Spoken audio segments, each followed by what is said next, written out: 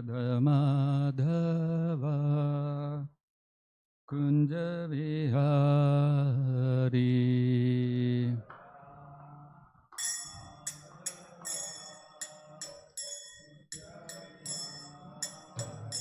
Jaya Radha Madhava Kunja Vihari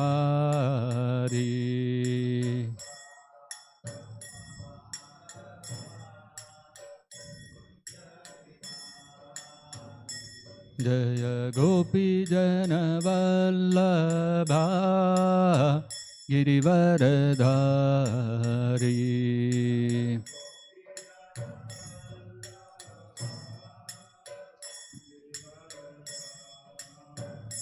Jaya Gopi Jana Vallabha Girivaradhari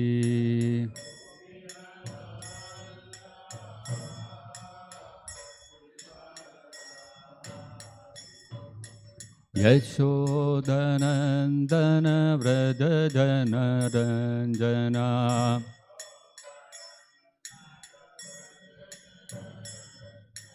Yashodanandana Vraja Jana Ranjana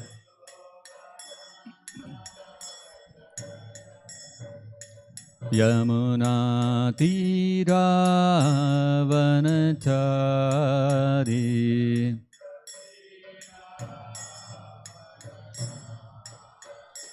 Yamuna Tira Vanachari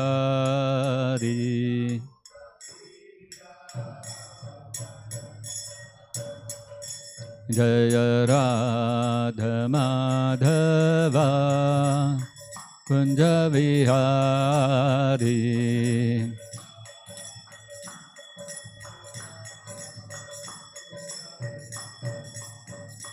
Jaya Gopi Jana Vallabha Girivaradhari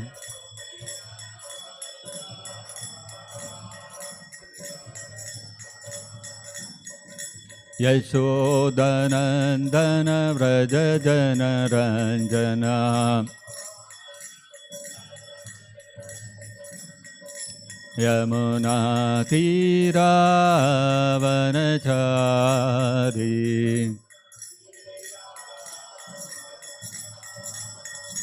Yamuna Tira Vanachari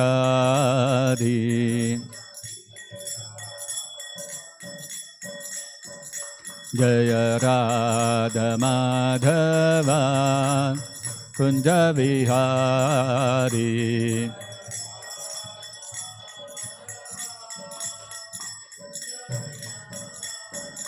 Jaya Radha Madhava Kunja Vihari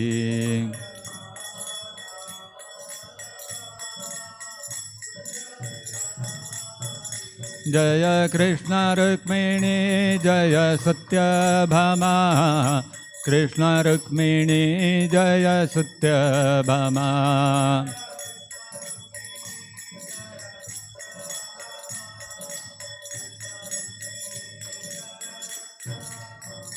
Jaya Krishna Balaram Jaya Krishna Balaram Krishna Balaram Jaya Krishna Balaram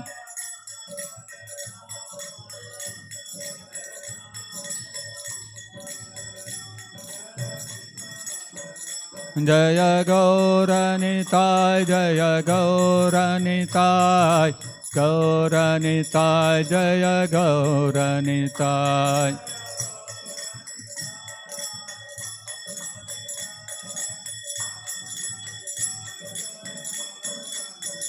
Jaya Jaya Prabhupada Prabhupada Prabhupada Prabhupada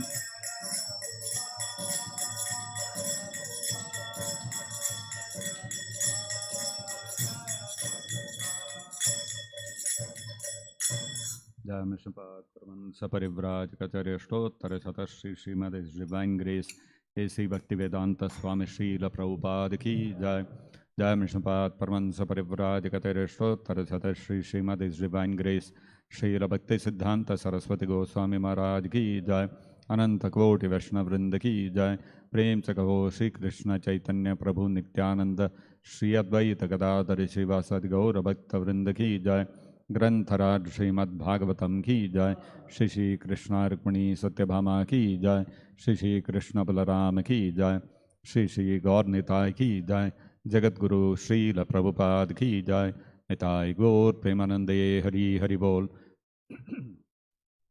ओम नमो भगवते वासुदेवाय। ओम नमो भगवते वासुदेवाय। ओम नमो भगवते वासुदेवाय। Reading from Srimad-Bhagavatam, Canto 3, Chapter 24, the renunciation of Kardama Muni, text number 12. Brahmovacha Tvaya me apachitihi tata Tvaya me apachitistata Tvaya me apachitistata Kalpita nirvyalikataha Kalpita nirvyalikataha Kalpita nirvyalikataha Yat me sanjagrihe vakyam Yanme sanjagrihe vakyam Yanme sanjagrihe vakyam Bhavan manada manayan Bhavan manada manayan Bhavan manada manayan Brahmovacha Tvaya me apachitistata Kalpita nirvyalikataha Yanme sanjagrihe vakyam Bhavan manadamanayan Brahmovacha Tvaya me apachitistata Kalpita nirvyalikataha Yanme sanjagrihe vakyam Bhavan manadamanayan.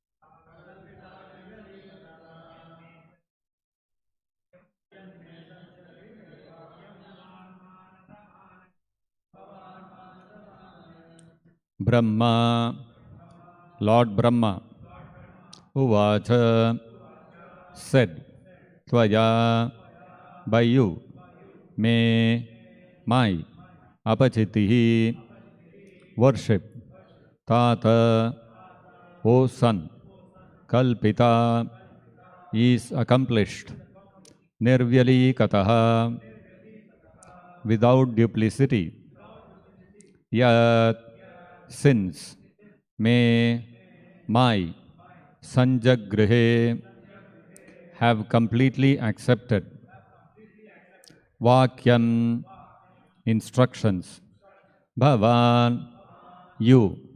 Manada, O Kardama, one who offers honor to others. Manayan, respecting. Translation and purport by His Divine Grace Srila Prabhupada. Translation. Lord Brahma said, "My dear son Kardama, since you have completely accepted my instructions without duplicity, showing them proper respect, you have worshipped me properly. Whatever instructions you took from me, you have carried out, and thereby you have honored me." Kindly repeat. Lord Brahma said, "My dear son Kardama, since you have completely accepted my instructions without duplicity, showing them proper respect, you have worshipped me properly. Whatever instructions you took from me, you have carried out, and thereby you have honored me." Purport by Srila Prabhupada. Lord Brahma, as the first living entity within the universe, he is supposed to be the spiritual master of everyone, and he is also the father, the creator of all beings. Kardama Muni is one of the Prajapatis, or creators of the living entities, and he is also a son of Brahma. Brahma praises Kardama because he carried out the orders of the spiritual master in toto and without cheating. A conditioned soul in the material world has the disqualification of cheating. He has 4 disqualifications. He is sure to commit mistakes. He is sure to be illusioned. He is prone to cheat others, and his senses are imperfect. But if one carries out the order of the spiritual master by disciplic succession or the parampara system, he overcomes the 4 defects. Therefore, knowledge received from the bona fide spiritual master is not cheating. Any other knowledge which is manufactured by the conditioned soul is cheating only. Brahma knew well that Kardama Muni exactly carried out the instructions received from him, and that he actually honored his spiritual master. To honor the spiritual master means to carry out his instructions word for word. Thus ends the Bhaktivedanta purport. Om Ajnana Timirandhasya Jnananjanashalakaya Chakshurinmilitam Yena Tasmai Shri Gurave Namaha. Namavom Vishnupadaya Krishna Presthaya Bhutale Srimate Bhaktivedanta Swaminiti Namine.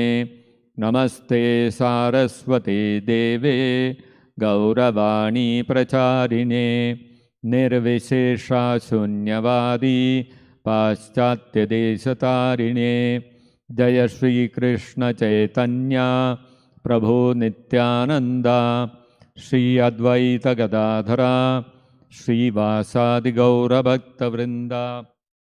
Hare Krishna Krishna Krishna Hare Hare, Hare Rama Rama Rama Hare Hare. Mukam karoti vachalam pangum langhayate girim yat kripatamaham vande Shri Gurum Deenataranam.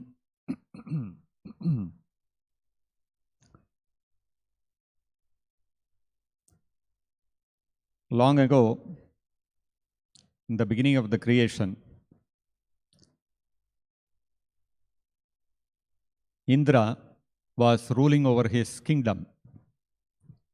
Indra is the chief of all the demigods. And Indra lives in a city which is known as Indrapuri. Being the part of the Swargaloka, this Indrapuri is very opulently constructed. The city of Indrapuri was constructed by the Devata, by the demigod who was in charge of all the engineering construction in the Swargalokas, that is Vishwakarma. And Vishwakarma is an engineer who does things very tastefully, very artistically, very aesthetically. So in one sense, he is an architect as well as a civil engineer. Both he is. So this Indrapuri is described in the Srimad-Bhagavatam. It has wide roads, and on all sides of the roads there are many houses, and at different locations there are many assembly houses. Assembly houses, like even in Chennai we have many assembly places, theaters, where some artists will come and perform and the people will pay tickets and go and watch and all that. Of course, in Swargaloka there is no ticketing system and there are no professional reciters. All the devatas themselves will assemble in these assembly halls to engage in Sankirtan, glorification of Vishnu. And wherever crossroads were there, normally in this world, on the earth, we see when we have roads, they are made with asphalt. And if you go to some very opulent country like America, you will find all the roads are made of concrete. So our maximum, what we can think of are concrete roads. Now in Indrapuri, the crossroads are all made of pearls. Pearls make up the crossroads. And in different locations, there are beautiful gardens, lakes, and there are many swans, cuckoos, and beautiful birds like this. And at different spots along the roads, there are benches for people to sit. So if you look at our cities, you will find benches made of concrete, or maximum they will make out of wood. There in Indrapuri, the benches were all made of, the benches in the public paths, they were all made of diamonds and corals. You can imagine the opulence of Indrapuri. And always the climate is very beautiful, weather is very nice, and everywhere you can see young, beautiful women. There are no old people in Indrapuri. Everyone is young and everyone is beautiful. So the whole mood is very festive, and everybody is in a very happy mood there. There are no problems of disease and old age in Swargaloka. So this is how Indrapuri is. Now what happens if one has to go to Indrapuri? One has to do lot of punya karma for several lifetimes. Then one can become qualified to go to Indrapuri. So, as we all know, in this earth also, in this material world, in this earth, if somebody has to become very opulent, he has to do a lot of tapasya, he has to do a lot of hard work. In some countries, there are very rich people. One architect whom we were working with, he was telling me how he had worked for some sheikh or some emir in the UAE, the United Arab Emirates. They have a lot of petrol money. So he was selling in India and in America and all those places, somebody is very rich, he will put Italian marble on the floor of his house. This sheikh, this emir for whom this architect worked, he was selling, this emir was putting all this Italian marble on his compound wall. For him, Italian marble is something which is very cheap. He said, put it all on the compound wall. I don't want it inside the house. You can imagine his opulence. And in his bathroom, all the taps are there, fittings. They are all made of gold. In our case, what happens? We have fittings which are made of brass, and then there is nickel plating to make it look like stainless steel. But they are all made of brass. In this emir's case, all the bathroom fittings are all made of gold. So you can see how in this earth also there are very opulent people. And there are people who don't want, and all these people, they have got all their opulence by doing a lot of hard work. They have also, if you go to Dubai, if you look at the pictures of Dubai, how it was before 2000, before 30, 40 years back, it was all just desert. Nothing was there. And now if you go and look at Dubai, such a vibrant city with such beautiful buildings, and they have brought the sea into the city like a small rivulet in which people can go in the boat around the city, and so many things like this, which is why a lot of tourists go to Dubai. So they have done a lot of hard work to come here. It doesn't come easily. But there are another set of people, there is one set of people who do a lot of hard work and earn money and then enjoy an opulent lifestyle. But then there are others who don't want to do all that hard work, but they want to enjoy the opulence. So what they will do? They will go and steal from these rich people. They will unlawfully try to take away what is not theirs without doing all the hard work. So there are some people like this also. So, looking at Indra's opulence, not everybody wants to do punya karma to go to his opulent city. There are people who are daityas, danavas, demons. They don't want to do punya karma. They want to forcibly occupy Indrapuri. So what happened? Once Bali Maharaj, he had become the king. He was the grandson of Prahlad Maharaj, and he had become the king of all the danavas, and he led them in a battle to take over Indrapuri. And when he attacked Indrapuri, what happened? Indra and all the devatas, they are also not any incapable people. They are very powerful people. They beat back the army of Bali Maharaj. And in the process, Indra killed Bali Maharaj. So Bali Maharaj died. Many other danavas, demons, foremost commanders, they all died in that battle. But Shukracharya, who is the priest of the demons, Brihaspati is the priest of the devatas. Similarly, Shukracharya is the priest of the daityas, of the demons. What he did, he knew a mantra by which he could bring back dead people to life. So he used that power and brought back Bali Maharaj and many of the other demons who had been killed. He brought all of them back to life. When Bali Maharaj came back to life, he understood that he had died, and by Shukracharya's kripa, he had come back to life. So, naturally, Bali Maharaj was very grateful to Shukracharya, and he became his ardent disciple, and he served him in every possible way.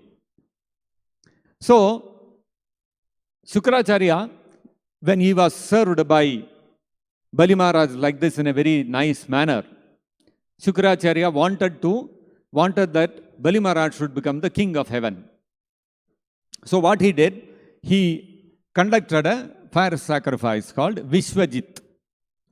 So he made Bali Maharaj sit for the yajna, and they conducted this yajna, and it was successfully done by Shukracharya. And then Bali Maharaj took the blessings of Prahlad Maharaj, and Prahlad Maharaj gave him a garland which would never wither, a garland of flowers which would never wither. And Shukracharya gave him a very beautiful conch, and they blessed him and sent him forth. So Bali Maharaj assembled the army of the demons and once again attacked Indrapuri. And this time, his power was so intense that the devatas were not able to withstand the power of Bali Maharaj. And the devatas started getting defeated. So Indra was surprised, because this is the same Bali Maharaj and the same demon army only. A little while back, the devatas had defeated very easily. They had killed them and sent them away. Now they have all come back to life, and they come and again attacking them. And this time, they become so powerful that demigods are not able to counter them. So Indra was little surprised, and so he asked Brihaspati that, my dear teacher, my dear master, how is it that Bali Maharaj and these demons have become so powerful? We very easily defeated them a little while back. Now how they have become so powerful? So Brihaspati, again, he is a great Brahmana, he is a great Rishi, qualified, highly qualified. So he could divine what had happened. And so he told Indra that Janami Magavan Shatror Unnater Asya Karanam Shishya Sopabritam Tejo Bhrigubir Brahmavadibihi. So he told, Brihaspati told Indra, Janami, I know, Magavan. Magavan means it's another name for Indra. Magavan, Janami Asya Shatroho Unnatehe Karanam. He said, O King Magavan, O Indra, I know the reason for the power, for the excessive power which Bali Maharaj, your enemy, has developed. What is that reason? Shishyopabritam tejaha Bhrigubir Brahmavadibihi. Bhrigubihi, by the descendants of Bhrigu Maharaj, Bhrigu Rishi, which is Shukracharya. Shukracharya and all his disciples, Brahmavadibihi, they are all Brahmanas. They have become very pleased with their disciple, Shishya. Who is their disciple? Bali Maharaj. And therefore, Shishyopabritam, they have bestowed their blessings upon their disciple, Bali Maharaj, because of which Tejaha, he has become extremely powerful. He has become more powerful than you now. So, Prabhupada in the purport mentions that this is a very beautiful principle which is illustrated in the Bhagavatam. The Bhagavatam, you see, there are principles and which are philosophical principles which are given in the Upanishads and the Shrutis, the Vedas. The live examples of those principles are presented in the Srimad-Bhagavatam. And the principles which are in a very complicated manner presented in the Shrutis, we can understand directly from the live examples of the different devotees which are explained in the Srimad-Bhagavatam. So the principle given in the Shvetasvatara Upanishad is Yasya deve parabhaktir yatha deve tatha gurau.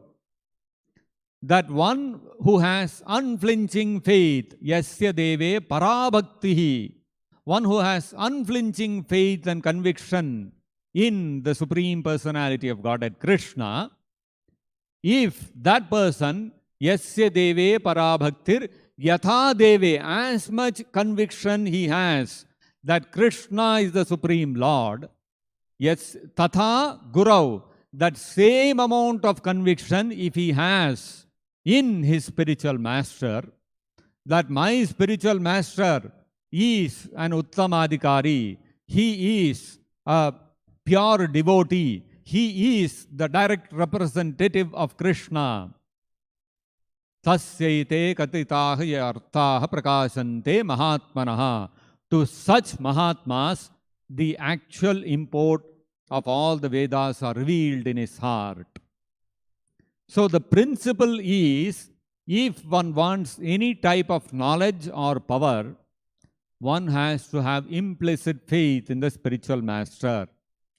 Unless one takes shelter of and surrenders to a pure devotee, a great personality, a greatly accomplished guru, whether he is a pure devotee or he is a jnani or he is a yogi, whichever process you take, unless one surrenders to a spiritual master in his line, he cannot become endowed with spiritual power. In the case of Bali Maharaj, initially he was not such an ardent disciple of Shukracharya, but he had his own certain power, and he went and attacked Indra on his personal strength. But he was defeated and killed. Next, when he became an ardent disciple of Shukracharya, Shukracharya's power, spiritual power, was transferred to Bali Maharaj. And then when Bali Maharaj came in front of Indra, Indra was no match for Bali Maharaj. Why? Yasya deve parabhaktir yatha deve tatha gurau. So, if you are able to please the spiritual master by your conviction and following of his instructions, then the spiritual master will bestow his blessings upon you. So, the disciple has to have firm conviction in the spiritual master, and he has to serve the instructions of his spiritual master and please him. By doing that, all the powers, spiritual powers, will be bestowed upon one. So, you see how the Upanishads are giving a statement and a principle, are enunciating a principle, and the Bhagavatam is giving a wonderful example, live example of that. And our Gaudiya Vaishnava Acharyas, they have so wonderfully, they have assimilated all these principles and they have presented it in a very simple manner, which all of us can easily appreciate. So the same principle is given to us. Srila Prabhupada has instructed us that every day we have to sing the Guru Vandana, in which we sing every day Guru Mukha Padma Vakya Chitte Te Koriya Aikya. So very simple way, that same principle has been stated by our Gaudiya Vaishnava Acharyas.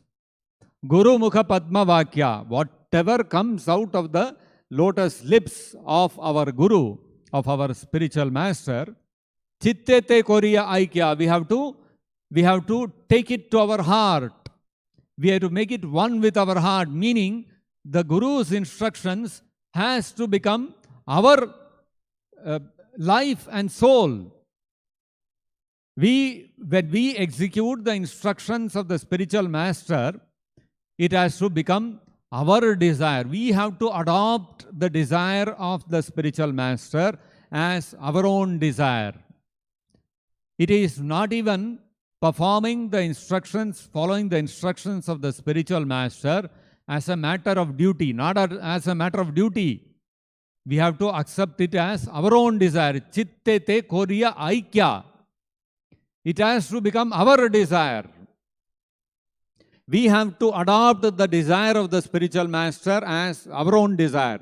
Not enough to just accept it as our duty to follow the instruction of the spiritual master. If we keep it to the level of duty, what happens? Okay, it is my duty to do it. I may not like to do it, but it's my duty, so I will do it. Not like that. My spiritual master, Prabhupada, wants this, therefore, this is my whole and soul purpose in life, to fulfill that desire of Srila Prabhupada.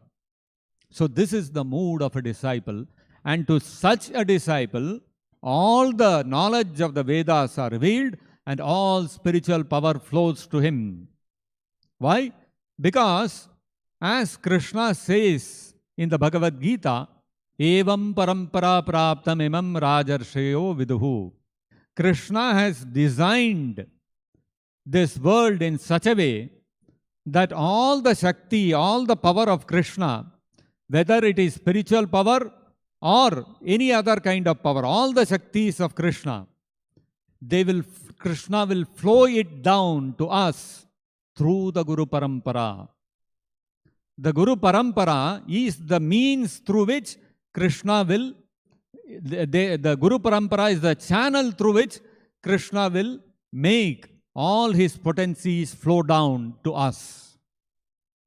So, if we accept a spiritual master in the Guru Shishya Parampara, in the bona fide Guru Shishya Parampara, which connects directly back to Krishna, then that whole knowledge and all the bhava, all the prema of Krishna, everything will flow to us through that channel of the Guru Shishya Parampara. The entire Satchidananda potencies of Krishna will flow to us through that channel of the Guru Shishya Parampara. That is why if we directly approach Krishna, it is not possible. Krishna will not directly give that bhakti to us. Krishna will not give his Sachidananda potency, he will not bestow upon us. If we have to receive it, only way is through the Guru Shishya Parampara. Therefore, our Guru is a person who has to be part of that Guru Shishya Parampara. Prabhupada is the 32nd in that line of Guru Shishya Parampara. If we accept Prabhupada as our Guru, then what will happen? That 32nd person will link us all the way back to the number one person who is Krishna. And all of the Sachidananda potency will flow down to us through him. Otherwise, we may read the Bhagavad-gita, we may chant Hare Krishna, we may read Bhagavatam, all that, but the Sachidananda potency will not flow through to us. So this is the reality. And so therefore, one must be very, very careful to accept only a person who is in that parampara as our spiritual master, as our Guru. Otherwise, on the other hand, what happens? Suppose I take shelter, I accept someone as my Guru, who may be a Vaishnava, but he is not part of that Guru Shishya Parampara. He is not a pure devotee and Uttamadhikari who is an Acharya in that Guru Shishya Parampara. If I accept somebody like that as my spiritual master, then what happens? That is explained by Prahlad Maharaj in the Bhagavatam, in his prayers to Narasimha. Prahlad Maharaj says, Nate viduhu swarthagatim hi vishnum ye durachaya bahirarthamaninaha andha yathandai rupaniyamanas tepi satantriyam uridam nibaddhaha. So he says, Prahlad Maharaj says, the characteristic of all those people who have not accepted a person, a pure devotee and Uttamadhikari in the Guru Shishya Parampara as one's Guru, what happens to all such people? They will maintain their durashas. Durashaya ye bahirarthamaninaha. That bahi, that bahiranga shakti, that external energy, the maya shakti, the illusory potency of Krishna, bahir arthamaninaha. We will continue to maintain the thinking that we can enjoy in this external energy of Krishna. And this durasha, this hope that can never be fulfilled, we will keep maintaining it.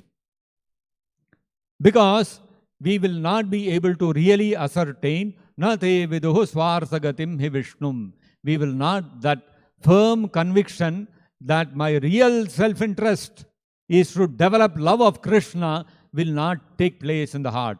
Theoretically, I may know love of Krishna, bhava, all these things. But practically what will happen? I will continue to maintain my faith that there are ways and means by which I can become happy in this material world, in the Bahiranga Shakti of Krishna. So, why? Because andha yathandai rupaniyamanaha. Why are you saying this? I have accepted a Vaishnava as my Guru. He may not be in the Sampradaya. He may be a Kanishta Adhikari. All that is there. What's the problem? He is also a Guru. He is also teaching me. He is also making me chant Hare Krishna. So what is the problem? So for that, Prahlad Maharaj says, Andha yathandai rupaniya manaha. You yourself are blind spiritually, and you have taken another blind person who is telling you that I am a Guru, I am a Vaishnava, I am a Guru, I will teach you. You are taking shelter of such a blind man. What will happen? You will go and fall into a ditch. That's all that will happen. Prabhupada says that suppose a blind man is there and he wants to cross a busy highway. Let us say there is an 8-line expressway and cars and buses and trucks are going at high speed on that highway. 120 km per hour they are running. And that highway, if a blind man wants to cross, how will he cross? He cannot cross it by himself. Another man comes and tells him, yes, I will help you. I am your leader. I am your Guru. I will help you. And he catches hold of that, the hand of that blind man, and he starts making him walk across the highway. But this leader, this Guru, himself is blind. So what will happen? What will happen? Will he cross the road? No, he will end up in an accident. So, if you accept a blind person as your guru, you will only end up in a spiritual accident. That's all that will happen. You will not go back to Godhead. Why? Because, so you may say, no, a Kanishadhikari can also become a guru. What is there? What is wrong in that? Why are you saying it will end in a spiritual accident? Because tepi satantriyam urudam nibaddhaha. A guru whose hands are tied behind his back very firmly, how can he untie you? It is not possible. So therefore, a person who is blind and his hands are tied behind his back, you are accepting him as your spiritual master and you are thinking he will take me across the ocean. We are not even talking of a highway. We are talking of an ocean. You have to cross the ocean of Bhavasagara. You have to cross the ocean of birth and death. How is it possible if you accept someone as your spiritual master whose hands are bound behind his back and who himself is blind? Meaning, a person who is under the control of his own senses, if you accept him as a guru, this is going to be your fate. So if you look at the other ISKCON, what they tell is that we are appointing so many gurus. We are not appointing. We are not even endorsing. We are just giving an no objection certificate that this person can act as a guru. We are not giving any guarantee that he is pure devotee. Don't blame us tomorrow if he falls down. You figure out whether he is pure devotee or not. If he falls down, your karma, you undergo that. We are not responsible for it. So a person whom you know is not a pure devotee, you take him as your guru, what will happen? Andha yathandai rupaniyamanaha. You are accepting a blind person as your guru. What will happen? You will end up in a ditch. So, we cannot accept such personalities who are blind in themselves as gurus and put our spiritual lives at risks. So, the only way is we have to accept somebody in the Guru Parampara who is a bona fide spiritual master, who is beyond the influence of the 4 defects. What are the 4 defects? Brahma, Pramada, Vipralipsa, Karana, Patava. So, the 4 defects, the Chaitanya Charitamrita, Chaitanya Mahaprabhu, he went to Kashi, he went to Varanasi. And when he went to Varanasi, there also Chaitanya Mahaprabhu was going on the streets and calling all the people and singing and dancing in the midst of them, making them also sing and dance, singing Hare Krishna mantra. He was not seeing caste, creed, lower caste, upper caste, learned man, uneducated man. He did not see any of those things. Every day he would go out on the streets and make the whole city sing and engage in Sankirtana. So the Kashi was always the fort of the Mayavadi sannyasis, followers of Shankaracharya. So the Shankaracharya followers at that time in Kashi were headed by Prakashananda Saraswati. So this Prakashananda Saraswati, when he heard about this, he started criticizing Chaitanya Mahaprabhu. What is this sentimental sannyasi? Sannyasi means he has to engage in Vedanta Sutra. He has to be very sober. He cannot mix with all these common people. He has to study Vedanta Sutra and not like the singing and dancing in the streets. He is a sentimental sannyasi. Like that he criticized. So some devotees, when they heard this, they came to Chaitanya Mahaprabhu and told him, like this, they are criticizing you. Chaitanya Mahaprabhu simply smiled and he didn't bother. But the devotees, they felt very afflicted. They were very hurt by this criticism of Chaitanya Mahaprabhu. And they requested Chaitanya Mahaprabhu that we cannot tolerate hearing this kind of criticism about you. You have to do something. So Chaitanya Mahaprabhu said, okay. And he agreed to meet Prakashananda Saraswati. Another person organized a meeting between Prakashananda Saraswati and Chaitanya Mahaprabhu. So when Chaitanya Mahaprabhu met Prakashananda Saraswati, Prakashananda Saraswati asked him, why you are not studying the Vedanta Sutras? So Chaitanya Mahaprabhu understood that he was talking about the Sharirika Bhashya, the commentary on the Vedanta Sutras given by Shankaracharya. Chaitanya Mahaprabhu told him, I don't accept this Sharirika Bhashya. Why? Because Shankaracharya, he has said that Vedavyasa made a mistake in writing the Vedas. What was the mistake?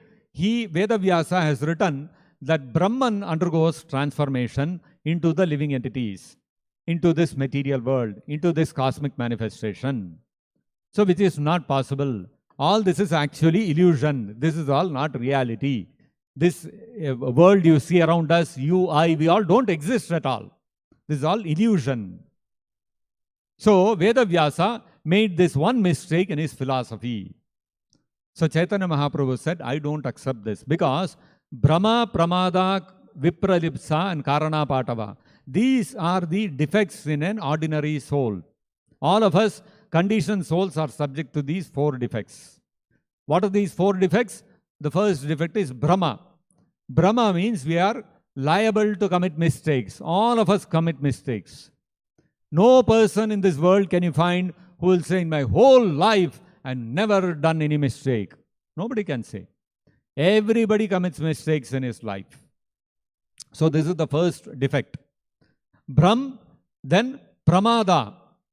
Pramada means we sometimes, when we are hearing somebody, when we are receiving knowledge from somebody, we become inattentive. Just like Bhagavatam class goes on, what happens in the middle of that? We'll sleep off. What is that? Inattention. We become inattentive. What will happen is, half we will hear, half we will not hear, and we will end up with a wrong conception. Or our miscomprehension. You know, there is that famous practice, what they do, famous exercise, Chinese whisper. One person whispers into another person's ear one simple small statement. That person transfers it to another person, whispers the same statement into another person's ear. Like that, one after another, they keep whispering into the ears of different people. After 10-15 people, that original statement with the first person made would have completely become something else altogether. Why? Because there is an incremental error happening in transmission from one person to another person. When I hear a statement from another person, there will always be some misunderstanding in that hearing. Nobody can hear perfectly what another person is saying. Some misunderstanding will be there. That will get passed on to another person. That person will have his own misunderstanding. Like this, it will increase. Finally, when it comes to the 15th or 20th person, the whole statement itself will be something else altogether. So, what we can understand is, there is misunderstanding, there is lack of proper comprehension in our understanding. So, therefore, we are all subject to this. Nobody is free from this. You do this exercise of this Chinese whisper with any of the topmost, most intelligent scientists in the world also, the same phenomenon you can see happening. That means all of us are under the control of this defect, which is known as pramada. And then there is the defect of vipralipsa. We get incomplete or imperfect knowledge from someone, and then we transfer it to others with the full conviction that this is the truth. So this is cheating. When one person in the Chinese whisper is telling another person, he is fully thinking, no, this is the correct thing, this is exactly what I heard. Reality is he has heard something else, and he is passing on imperfect, incorrect knowledge, and he is claiming that it is correct. So this is called cheating. This cheating propensity is there in all of us conditioned souls. And then last one is karana patava. Karana means the senses. Our senses, we depend on the knowledge we gather from our senses as perfect knowledge. We accept whatever knowledge I gain with my senses, with my 5 knowledge acquiring senses, with my eyes, my ears, my nose, my skin, etc., and with my tongue, we say that this is perfect knowledge. What is the reality? Reality is all our senses, karana, apatava, they are all imperfect. You can never gain perfect knowledge through your senses. It is impossible. But all the scientists, all the teachers in this world, they're all teaching us in the schools and colleges what? That the knowledge acquired through your senses is the perfect knowledge. Knowledge acquired from Shastra, from great acharyas, that's not perfect. What we are teaching you is perfect. So why? Because they are doing this cheating. Shri Shri Krishna Rukmini Satyabhama ki jai. They are doing this cheating because they are thinking that their senses are perfect, but senses are most imperfect. So Chaitanya Mahaprabhu said that Brahma Pramada Vipralipsa Karana Patava Dosha Nahi Ishvare. In great personalities, in Ishvare, in all great personalities, Arshe, even in great rishis and sages, as well as the Supreme Personality of Godhead, Ishvare Nahi, Ye Saba Dosha, all these doshas, all these faults, all these defects are not there in the Supreme Personality of Godhead. And Vedavyasa is an incarnation of the Supreme Personality of Godhead. So you cannot impose these Brahma, Pramada, Vipralipsa and Karana Patava on Vedavyasa. Not only that, Vedavyasa is not creating this knowledge on his own. He is giving knowledge which has come from the Supreme Lord. This is Apaurusheya Jnana. So, Etad Mahataha Nishvasitam Etad Atharvangirasa Atharva what is that? All the four Vedas. Atharva Veda, Atharva, Sama, Rig and Yajur. So all these four Vedas, they are coming from the Etad Mahataha Nishvasitam. It is the breathing of Vishnu. From the breathing of Vishnu, all these Vedas have come out. So they are Apaurusheya. You cannot find fault with the Vedas. So therefore, I reject the teachings of Shankaracharya because his teachings are based on the assumption that Veda-Vyasa's compilation of the Vedas is faulty. But reality is, neither Veda-Vyasa is subject to the four defects of the conditioned soul, nor are the Vedas which are emanating from the Supreme Lord himself subjected to these four defects. Ishvare nahi dosha nahi ye saba dosha. All these doshas, faults are not there in the Supreme Lord and in great personalities like Vedavyasa. So, the personalities who are coming in the Guru Shishya Parampara, they are Arshe Vijnaya. So, they are all Arshas, they are all great personalities who are coming in the Guru Shishya Sampradaya. They can never be under the influence of Brahma, Pramada, Vipralipsa and Karana Patava. They can never be under the influence of these defects. They can never commit mistakes. They will not cheat. Their senses are not imperfect like ours. And they will never come under illusion. So this is the reality as far as the personalities are concerned. But now we see how in the Guru system in ISKCON, so many Gurus are falling down, so many mistakes they are making. So now what they are doing is, because the whole cry, the argument in favor of the Ritvik system where one accepts only Prabhupada as one's Guru is gaining ground when people are seeing how all these personalities are all so-called Gurus are falling down, committing so many mistakes, etc. Now what they are saying is, they want to bring down Prabhupada to the level, to their level. They are not able to rise to Prabhupada's level. So they want to bring Prabhupada down to their level. So what they are saying, you cannot say, it is wrong to say that everything that Prabhupada said is right. This is one argument that is coming up now. Prabhupada also committed mistakes. So, these kind of arguments don't hold water. Prabhupada's instructions are all perfect. There is no opportunity for Brahma, Pramada, Vipralipsa, Karana, Patava to creep into Prabhupada's instructions, Prabhupada's words. Guru Mukha Padma Vakya Chittete Koriya Aikya. Only to a person who accepts Prabhupada as a perfect personality, as an Uttamadhikari who can never commit mistakes, Yatha deve tatha gurau prakasante yarthaha prakasante mahatmanaha. Only to such personalities the real import of Prabhupada's instructions will be revealed. So therefore, just like Brahma is saying in this verse that the qualification of Kardama Muni was how Kardama Muni became qualified to get the Supreme Personality of Godhead, the incarnation of Vishnu. Kapila Dev as his son, how did he become so qualified? Only one qualification. What was that? He is saying, Me apachitihi nirvyalikataha kalpita.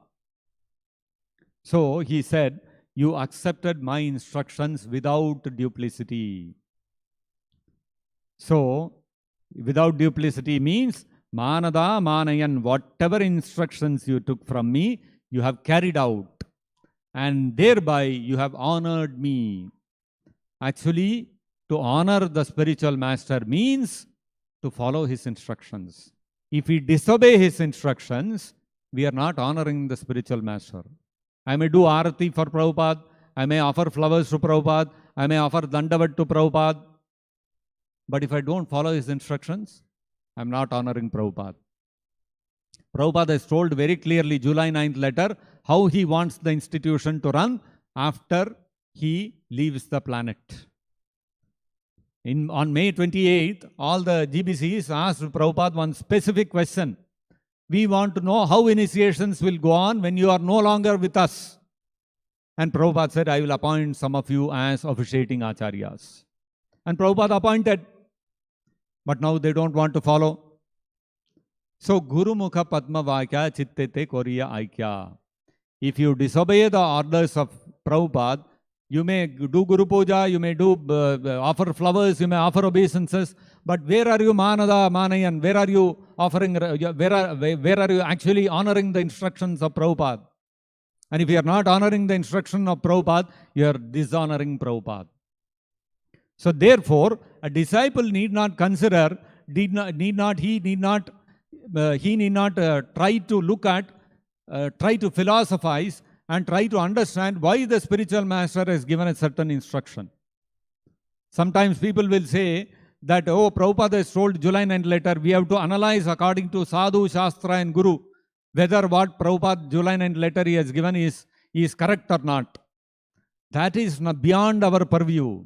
We are disciples. As disciples, it is beyond the purview of a disciple to analyze whether what the instruction the spiritual master has given, whether it is according to Sadhu, Shastra and Guru.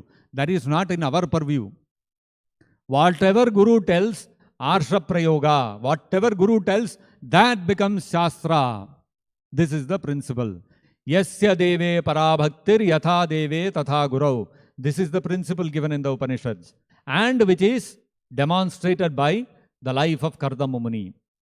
Kardama Muni, he executed the instruction of Brahma nirvyalikataha, without hesitation, without thinking, without trying to analyze. Brahma gave me an instruction. Let me analyze whether it is as per Shastra, Sadhu, etc. He didn't do that. My spiritual master, Brahma, has given me instruction, I have to follow. That's all. And so therefore, he became so powerful, so qualified, Kardama Muni, that he got Kapila Dev as his son.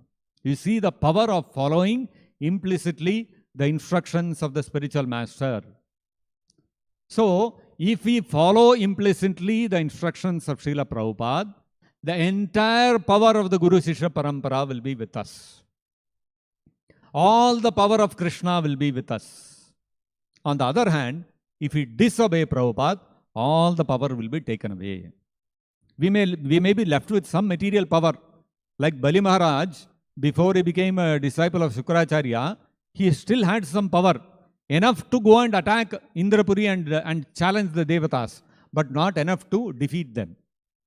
Only when he became a proper, ardent disciple of Shukracharya and he pleased him with his service, then he got so much power that Devatas ran away from Indrapuri. Indra gave up even the thought of fighting with him. He said, better to hand over to Bali Maharaj, and he went away.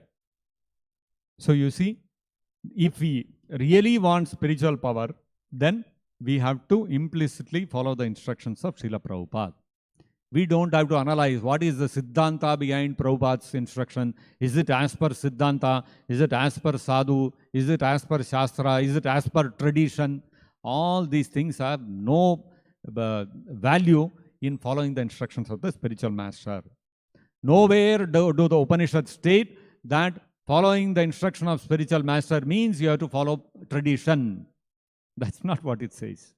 What it says is Yatha Deve Tatha Gurau. As much faith you have that Krishna is Supreme Personality of Godhead, that much faith you have to have in Prabhupada's words. That Prabhupada has said this means this is Shastra. Then only will we be able to experience the real Sachidananda pleasure of the holy name. And when we chant Hare Krishna mantra, that bliss of chanting Hare Krishna mantra will become manifest in our hearts. So I'll stop here. If anybody has any question, we can discuss.